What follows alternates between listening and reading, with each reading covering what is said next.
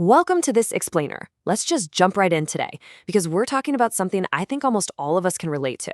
I want you to picture a guy named Sam.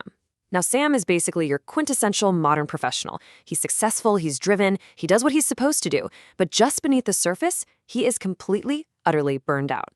Today, we're going to follow Sam's story to unpack a really fascinating perspective drawn from the teachings of Osho. We're going to look at why we feel so constantly drained and how this deep, heavy exhaustion might actually be a hidden gift. So here's the big question. Why are you tired before the day even begins? Sam goes through this literal, exact thing every single morning.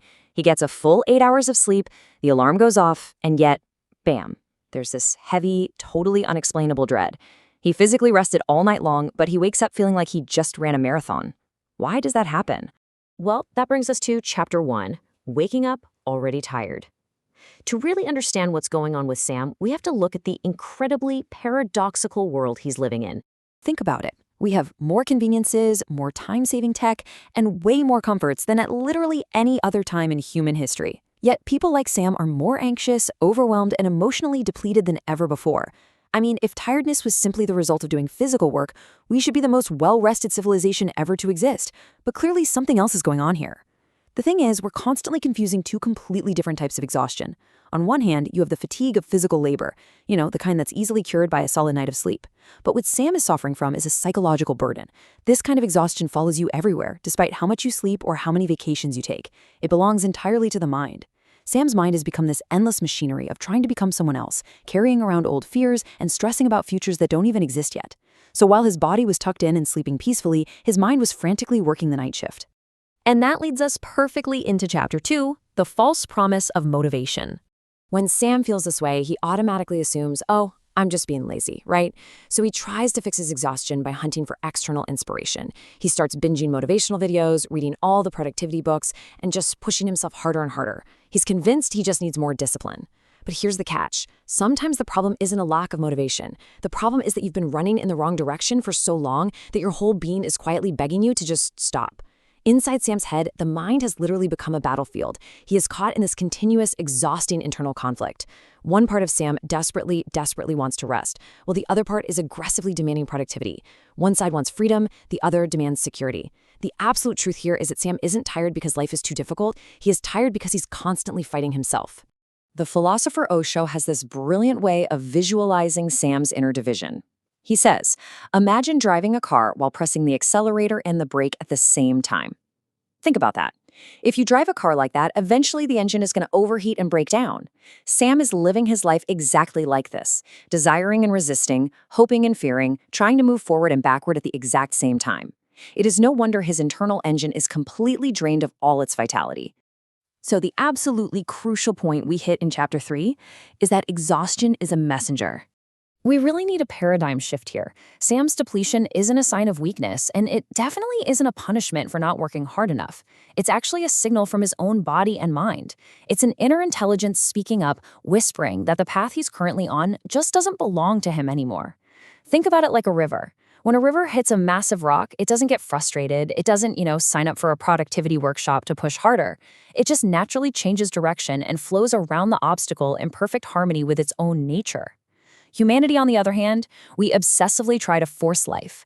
Sam has this incredibly exhausting habit of trying to force relationships that don't fit, chasing goals he doesn't actually want, and staying in environments that completely suffocate his spirit.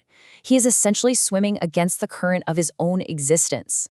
Let's dig a little deeper into this in Chapter 4, the weight of inner conflict.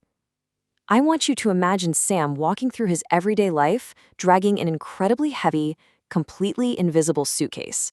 Because he's been lugging this thing around for years and years, he's actually forgotten he's even dragging it. He just assumes that feeling heavy, burdened, and constantly exhausted is simply what being a successful adult is supposed to feel like. He never once stops to ask if the suitcase can just be put down. So what's inside? What is he carrying? Let's open it up. Here are the specific psychological burdens weighing Sam down. Inherited expectations from his parents and society. Endless social comparisons with random strangers, heavy regrets from the past, constant worries about the future, and these false, exhausting identities. He spends so much of his daily energy just maintaining the mask of the perfect employee or the ultimate achiever that he totally forgets the simple, basic experience of being alive. It becomes overwhelmingly clear that his exhaustion doesn't come from doing too much physically, but from carrying way, way too much mentally. And all of this mental weight basically forces Sam into this habit of postponement. Sam is constantly telling himself things like, okay, when I achieve this goal in a year, then I'll relax. Then later it's, well, when I earn enough money in 5 years, then I'll be happy. Decades pass and his entire life is literally spent sitting in a waiting room. The absolute tragedy of this is that by constantly putting off his happiness into some imaginary future, Sam guarantees that his mind is never actually in the present. And since existence can only nourish you right here, in the present moment, his energy is just continuously leaking away. But then we reach a really pivotal moment. Chapter 5, Putting Down the Suitcase. This is the big turning point in our story. Sam's exhaustion finally gets so deep and so heavy that his old go-to strategies simply stop working. The distractions just don't hit the same. The endless self-improvement projects start feeling hollow. Now, at first he's terrified by this, but this is actually a really beautiful moment because it forces him to finally stop running. He can't escape himself anymore. And the second he stops, the entire narrative pivots. The modern world is always demanding we ask, what should I do? How do I fix this? But Osho presents a much more liberating question. What can I stop doing? Instead of piling on more routines or habits, what unnecessary worries, expectations, and false identities can Sam just allow to dissolve?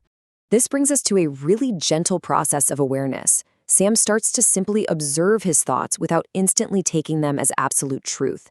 He stops identifying so heavily with every single fear that pops into his head.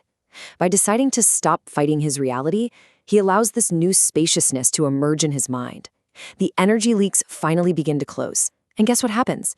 The energy returns naturally, not because he forcefully willed it to return, but because the obstacles that were blocking its flow have just dissolved. Which brings us to our final section, Chapter 6, The Return to Quiet Aliveness. Sam finally drops that invisible suitcase, and the result? A profound, quiet relief washes over his daily life. That heavy, suffocating pressure to constantly prove something completely disappears. He realizes life isn't a problem he has to solve, but a mystery to just experience. His exhaustion wasn't the end of his energy at all. It was actually the end of his illusions. This state right here is quiet aliveness. It's a natural, living energy that arises organically from being aligned with yourself rather than divided against yourself. It's completely different from that nervous, frantic energy of ambition he used to force on himself. It's an energy that flows naturally. He works because the work is appropriate for the moment, and he rests because rest is appropriate. Life becomes less like an endless battle and more like a dance. We have covered a ton of ground today, tracking Sam's journey from severe burnout to a place of real inner peace. I want to leave you with this incredibly powerful thought from the teachings we explored today. What you were searching for was never ahead of you. It was here all along, waiting patiently for you to stop running. So the very next time you wake up feeling completely exhausted before the day has even begun, I really want you to ask yourself, are you actually tired of life, or are you just tired of the heavy suitcase you've been dragging around? Maybe it's time to put it down.